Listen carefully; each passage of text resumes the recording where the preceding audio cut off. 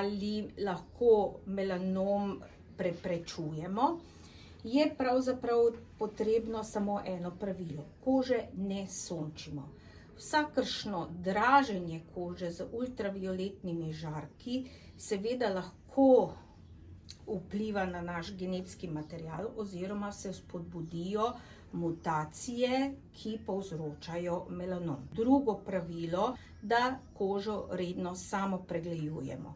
Torej, iščemo lezije, ki so nenavadne, ki so drugačne od ostalih pigmentnih znamenj na koži, in potem z enim rednim samopregledovanjem, kar pomeni, da kožo pregledamo približno 3 do 4 krat v letu, lahko sami najdemo lezije, ki so atipične, se na to posvetujemo z zdravnikom, ki oceni našo realno zaskrbljenost in seveda nas v primeru, da tudi on meni, da gre za atipične lezije, napoti k dermatologu.